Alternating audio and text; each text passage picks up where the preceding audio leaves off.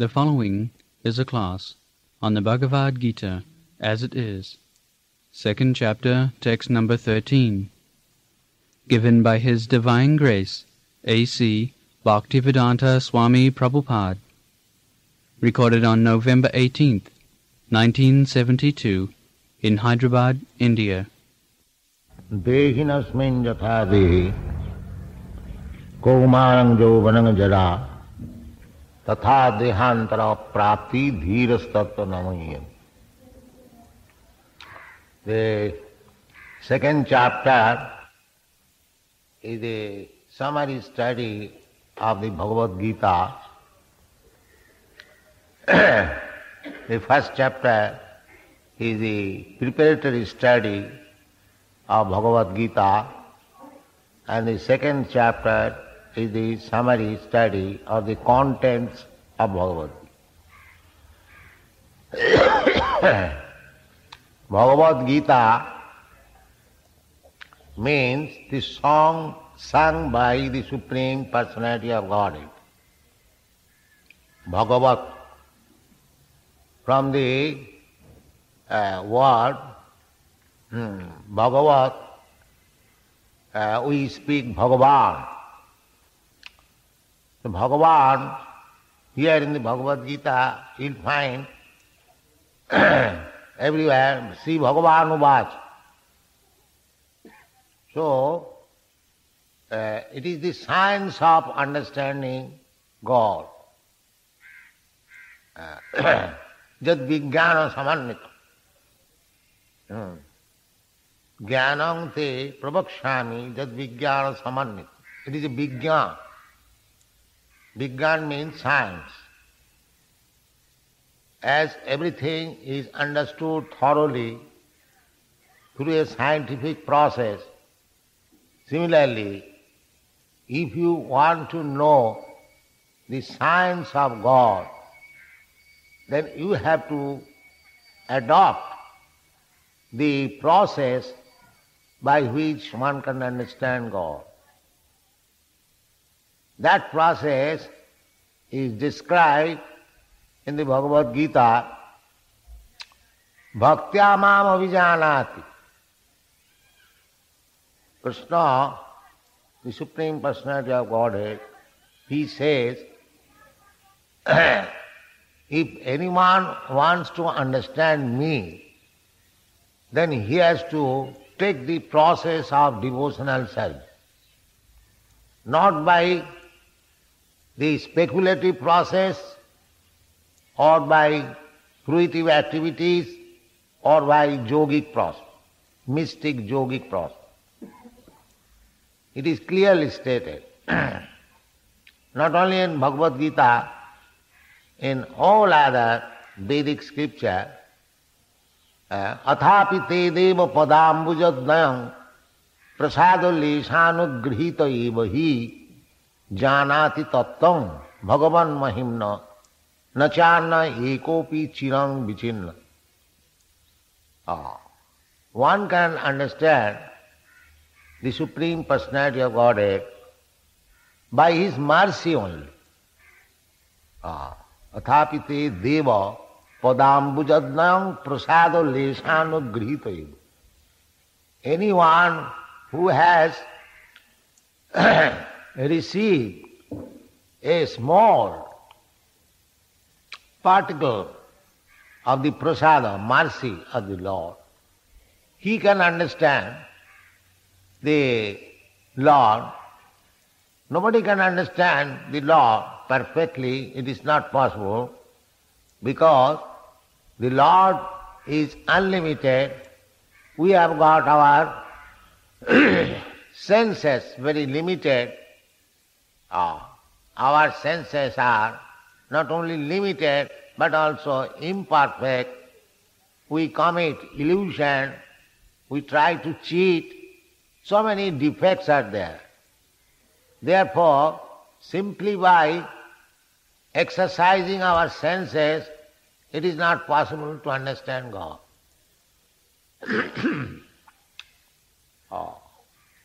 So, to know God, God is very good, God is great, that is another thing. the science of God.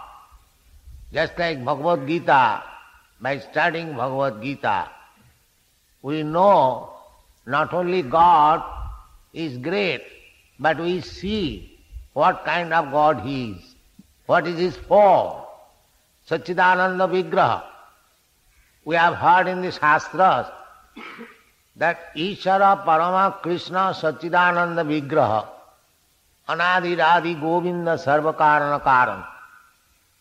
Now, that Ishara Satchidananda Vigraha, how he appears, Satchidananda Vigraha.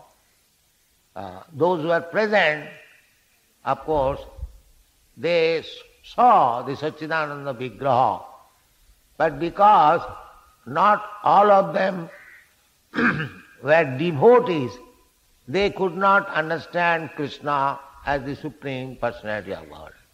Avajananti manga mudha manusim tanumasitam. Because he appeared just like a human being, so mudhas means less intelligent, or in plain word, asses. Mudha means ass. So this class of men could not understand Krishna, that he is the Supreme Personality of God. That is the defect of the mudhas. They may be very great scholar, academic scholar, but in the matter of understanding God, they are mudhas, asses. Why? Maya apurita jnana asuri bhavamasita. At the present moment, people are mostly asuri bhavamasita. Asuri bhav means to defy God. There is no God. God is dead. I am God. You are God. So many gods are loitering in the street. Why you are finding out God? These are so many statements. The God has become so cheap. There are so many incarnations of God. Especially in India, it is a breeding ground of gods, so many. So that means they do not know what is God. Mudha. They think God is so cheap thing. But from the Shastra, we understand. From Bhagavad Gita, we understand. When Krishna was asked by Arjuna, how you are controlling the whole cosmology, your vibhuti, your power, energy.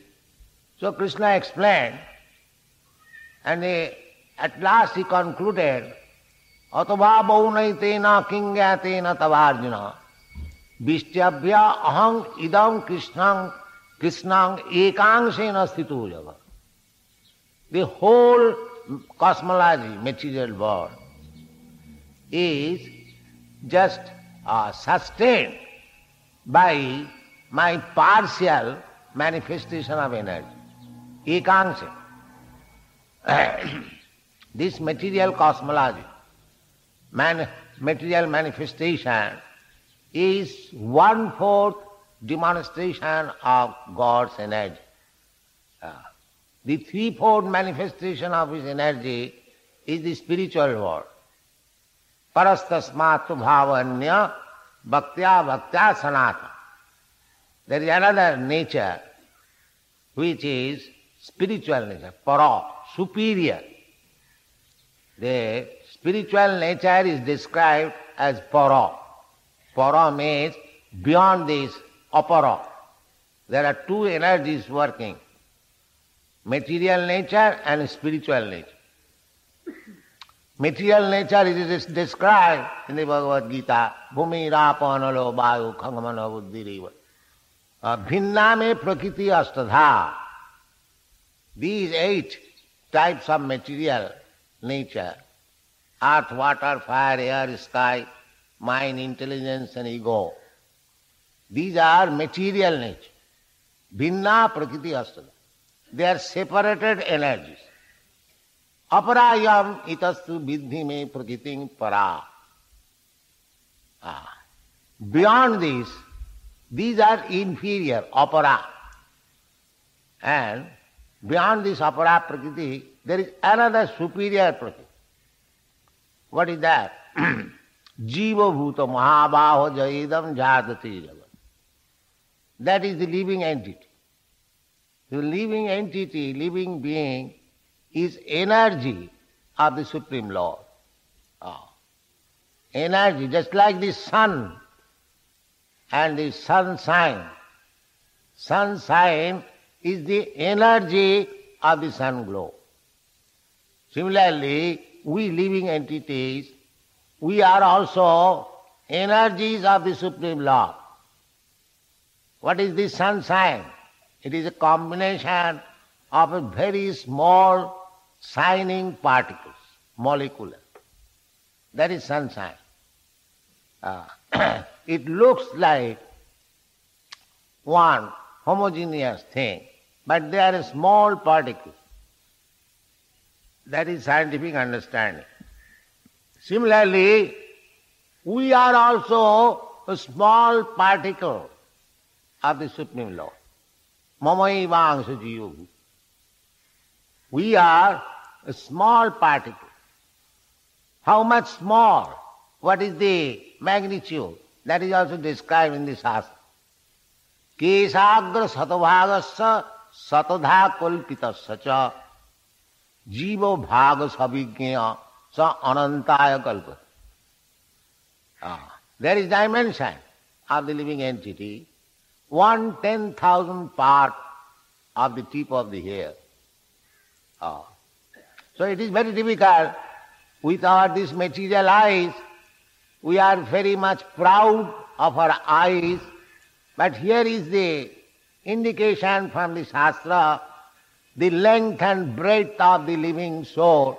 Now you find out with your eyes, your microscope. That is not possible. Because they cannot find out, they say Nirakar. Nirakar, in one sense, it can be supported that we cannot ascertain the forms of the soul. And how we can ascertain the form of the Lord. Anoraniyang mahato mahiyan. So, spiritual education means, spiritual enlightenment means, first of all, we must try to understand the jiva, because jiva is the small particle of the Lord, so that we can understand the quality of the Lord. Just like if you taste a small particle of gold, then you can understand the composition of gold. If you taste a little drop of water from the ocean, you can analyze the chemical composition of the sea. Similarly, if you can analyze the characteristics of the living entity, then you can at least understand what is God, what is the characteristics of God. Therefore, the beginning of spiritual education is to understand oneself, the self-realization. How to realize self? We have to take knowledge from others. Knowledge means to acquire knowledge, to learn from the teacher. So here is the supreme teacher, Krishna. Krishna is accepted as the supreme teacher by everyone, by all the great sages, formerly, like Vyasdev, Narad, Devala, Usita, all other great sages.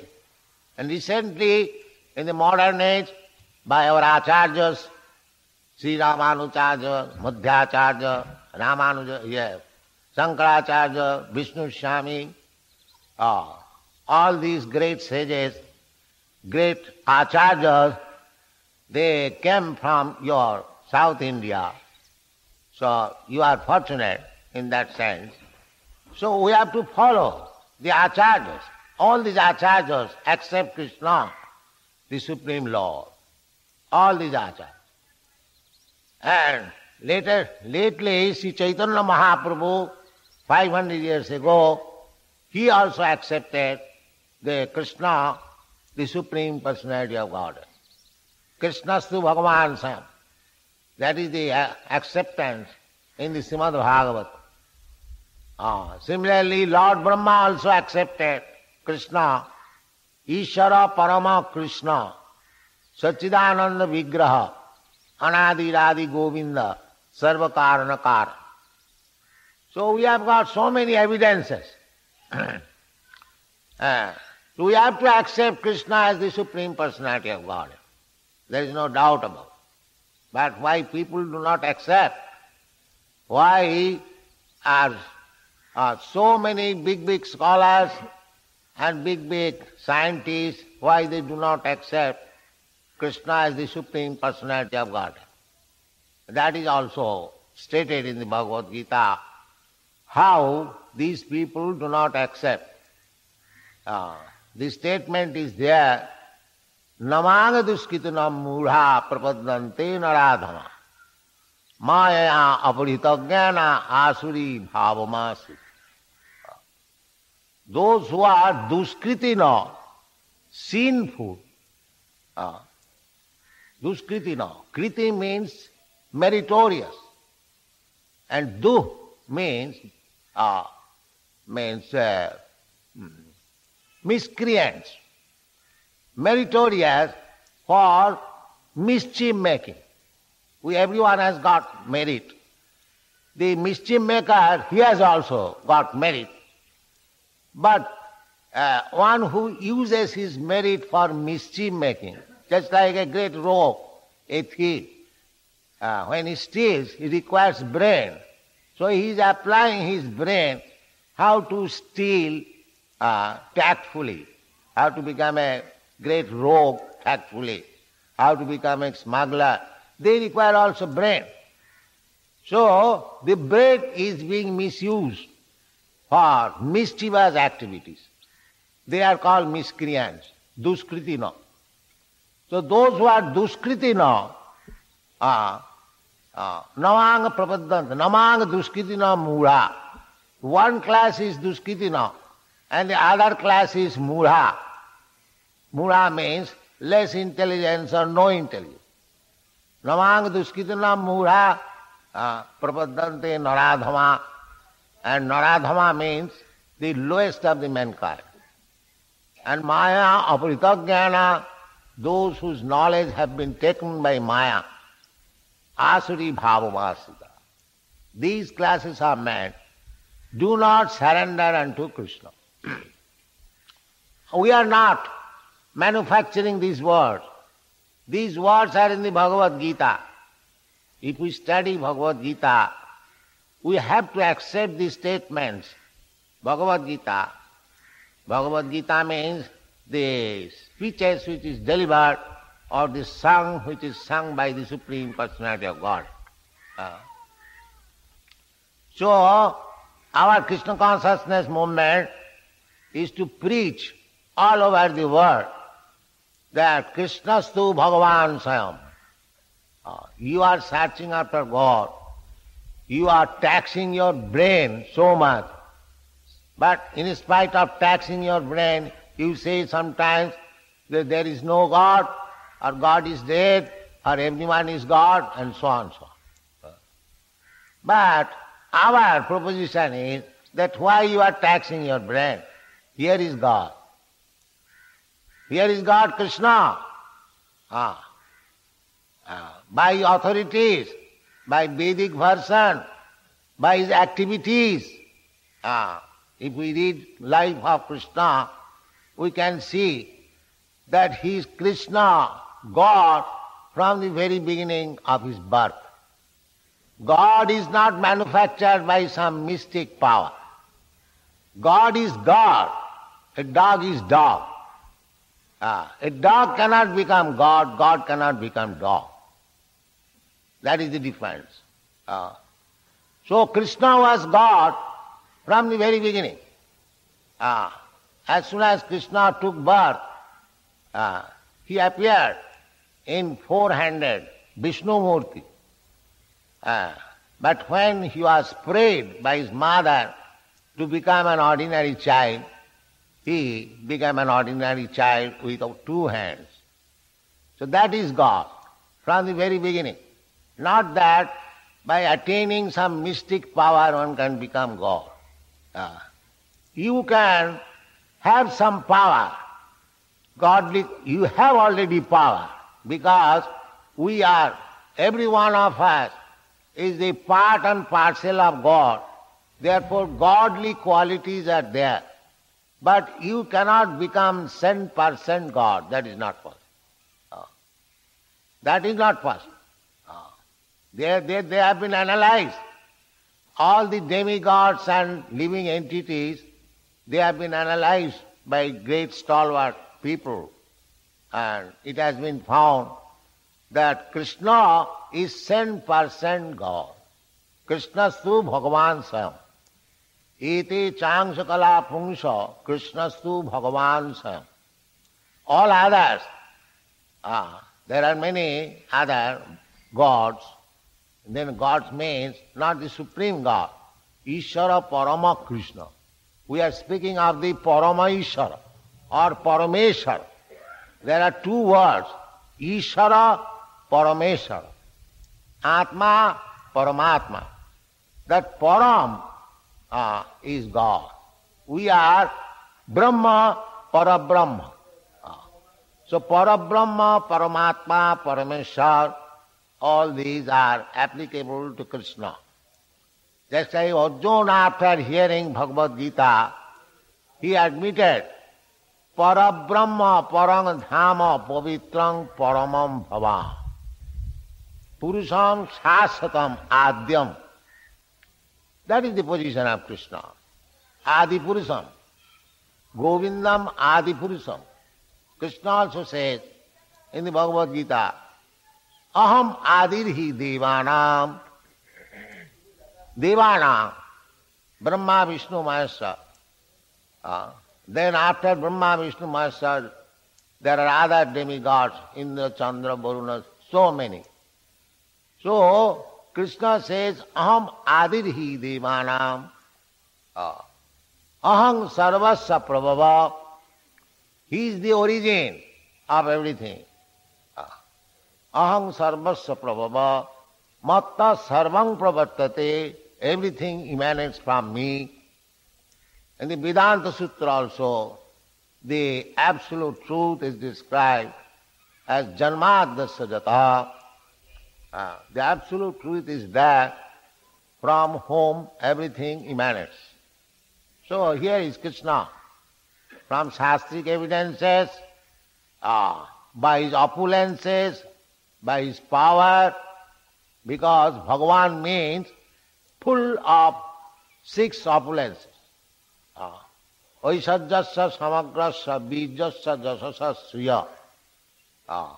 He must be the richest. He must be the strongest. He must be the most famous. He must be the most beautiful. He must be the great renouncer. In this way, that is the definition of God.